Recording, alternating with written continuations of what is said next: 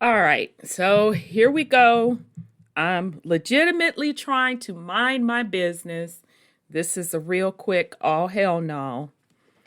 Finally settled down yesterday trying to enjoy the last bit of 420 after I've been ripping and running all day. And all of a sudden, in Columbus, Ohio, and now this is after the little verdict of George Floyd was given. That was given around 5 o'clock Eastern time. So I'm minding my business. Finally started settling down about 7, chilling. Then all of a sudden, around was it 10 o'clock? Breaking news story: police shoots teen and she dies. I'm like, okay, here we go. So, next thing we know, they break to downtown Columbus, Ohio, and BLM is already out there, y'all. Already out there with the little local person. I'm assuming that's the local person. I could be wrong. I don't know if that person is the local BLM person of Columbus, Ohio, but the spokesperson of the protest. Already down, organizing the march, talking about this young teen. The young lady was 15 or 16 years old, being gunned down by the police.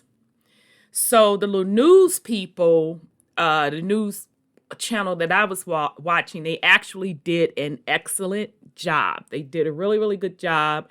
They have a melanated brother on there and a Caucasian lady. She's an older lady.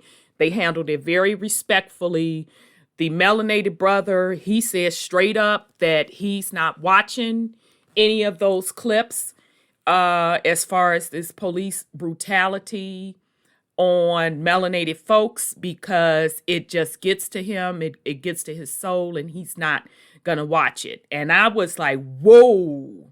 I was shocked that he said that on the air. So he was clear with it. And so the Caucasian lady said, I watched it, and she said, and she started choking up, and she said it was hard to watch because as a mother perspective, it was hard for me to watch. And so they said they chose not to air the entire footage. They weren't going to air the footage at all because it really just graphically showed the young lady dying. And the newscaster said, the Caucasian lady said, she does not want to watch the young lady bleed out on the ground, and it's not appropriate to show her bleeding out on the ground. It's out of respect for her and respect for her family. And I'm like, whoa, that's the first time I've seen that approach. That's the best approach. That's the way it always should have been. Fast forward to about 11:15, 11:30-ish. The mayor of Columbus comes on the air, and, he was pretty much saying, he kind of just looked like, he looked pressured. He looked very much so pressured. He, didn't want another, oh, here we go again. Because in Columbus, there were 2 other men that were shot and gunned down by police, and that's already still under investigation. Okay, so you saw the worry in the mayor's face, and he said, but I'm here to tell you there will be full transparency. So by 11:30, maybe 11:35, something like that, they went back to the news people, and they had released the other part of the footage of the video. They did never release, which I'm glad they didn't, the actual shooting with the young lady dying. They released the actual fight when the officer, because they're using the officer's cams, because now here the officers have to have those body cams. That's what you call them. They have to have those body cams turned on. So they releasing the part of that footage of him coming up on the altercation. Now, let me tell you something. This is where this should be, eye-opening for melanated people. Because how this came about, somebody called the police about an altercation that was about to jump off some teenagers, with that teenage shit. Oh, you running your mouth. I'm going to come over there and show you what I'm going to do because you ain't about that life. So somebody had already pre-called the police. So that's how the police had got there in the first place.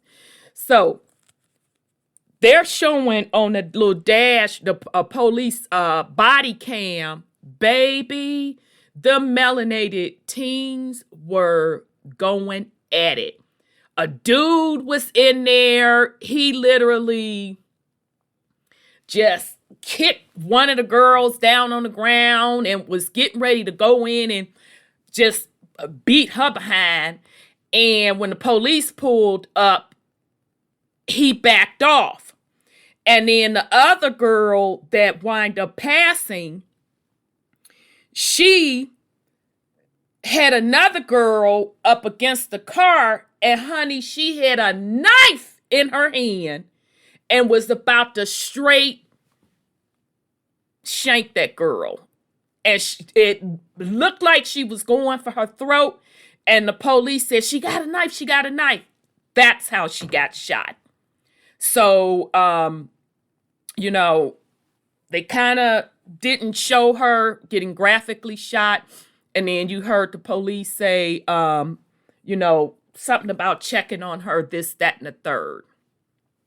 So I'm saying all this to say it's twofold. Number one, to report on the fact that on literally the day, first of all, on 4/20, let's start with that. On 4/20, they announced a little verdict, all right? And we kind of had a semblance, those of us that are a little bit in tune, that they kind of had to do what they did with that verdict. It's just no getting around it. They had to do it. I did not personally watch the trial at all, but based on the recaps that folks were giving yesterday, that the testimony with the witnesses was pretty much, they had to quote, go that route. Even though I still feel personally that is some sort of false flag. But I think they had to, either way it goes, they had to go that way to break up the code of white supremacy. Okay? So that's for another story, another topic. I've talked about that before on how there is a shift from the white supremacy trying to put the seat of power back in the hands of melanated people, specifically melanated Europeans. That's a separate story. But with this particular incident that just so happened to break out on the little George Floyd Day, verdict day, it just brings the question again, and I've brought this up several times in separate groups, actually on my own little personal post or whatever, and melanated people get hot under the collar. I don't give a damn, but it is what it is, because I talk about the melanated community regulating itself. So meaning, having strong folks in position to kind of diffuse those situations. So you won't have to be dependent on the police coming into your neighborhoods like that. Okay, so it also goes back to the video I did a couple of days ago, the podcast, talking about creating leaders. This is just another mini example on what I was speaking on with holding each other accountable. Okay, because it's sad that younger folks today feel when you get in a fight, you just can't get in a fight and live another day to say you've been in a fight. Either you're getting your ass whooped in that fight or you're the victor in that fight. But bottom line, you live another day and you'll learn from that. But nowadays, because stuff is so out of control, it's always weapons involved. And these babies are losing their lives because of it. And let's just think back to the dynamics. Why was a dude even involved in a fight with women? He was the only dude in the fight. Literally, it was 3 other girls.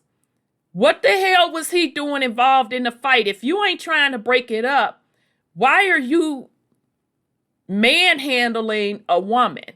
So that goes back again to accountability and the lack of structure and the lack of not even authority, but the example, the mentoring of young folks.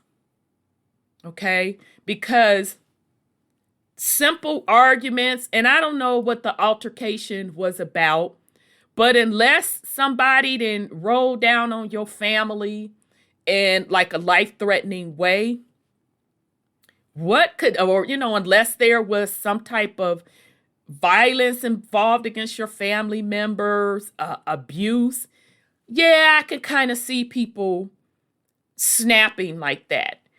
But simple altercations, where is the mentality that I have to pull out a weapon to take your life? Now, if we're fist to fist, and as girls used to fight, shit, how girls used to fight, it was windmill to windmill, hair pull to hair pull. Shit, they going for literally the jugular today. And folks are losing their lives. So, this is just another wake-up call for the melanated community that we have to get our house in order.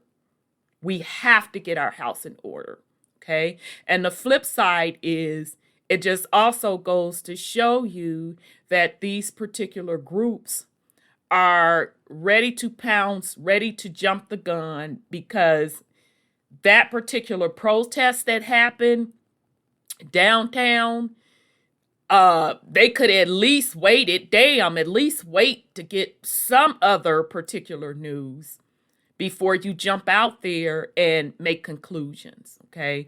So I'm assuming that the protest had broke up because we literally had a little miniature snowstorm, which that's another story, which pisses me off to the highest level. Totally another story. So I'm assuming the little protesters went on about their business. So this is just something that I think we're going to continuously see come up. But regardless of what protesters are going to do, regardless of what particular organizations are going to do, it takes melanated people starting in your household and starting on your blocks and starting mentoring your family members and, adopted family members. We've got to change the mentality because these babies, they are literally killing themselves. So, not going to make this long. I definitely wanted to put something on it to let you all know what jumped off here literally yesterday. So I wish everyone well. Peace and love.